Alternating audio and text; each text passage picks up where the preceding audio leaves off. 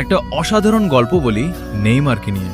স্বপ্নবাজ ছেলেটা ব্রাজিলের এক ছোট শহরে এক গরিব পরিবারে জন্ম নেয়। নেইমার জুনিয়র ছোটবেলা থেকেই তার সবচেয়ে বড় ভালোবাসা ছিল ফুটবল। কিন্তু সমস্যা ছিল, তার কাছে ভালো জুতো ছিল না, ভালো মাঠও ছিল না। একদিন বৃষ্টির মধ্যে কাদা মাটিতে খেলা করছিল ছোট নেইমার।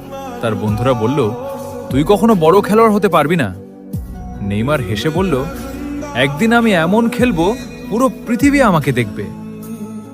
কঠিন সময়ে তার বাবা অনেক কষ্ট করে তাকে ট্রেনিংয়ে ভর্তি করালেন। কখনো টাকা থাকতো না, কখনো খাবার কম থাকতো, তবুও নেইমার হাল ছাড়েনি। রাতে ঘুমানোর আগে সে নিজেকে বলতো, আমি পারবো, একদিন অবশ্যই পারবো। স্বপ্নের উড়ান ধীরে ধীরে তার খেলা সবার নজরে আসতে লাগলো। একদিন সে সুযোগ পেল বড় ক্লাবে খেলার। সেখান থেকে শুরু হলো তার যাত্রা বিশ্ব ফুটবলের মঞ্চে।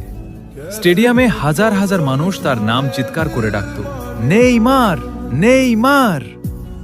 হার না মানা মন, ক্যারিয়ারে অনেক ইনজুরি, সমালোচনা, ব্যর্থতা এসেছে, কিন্তু নেইমার কখনো থামেনি।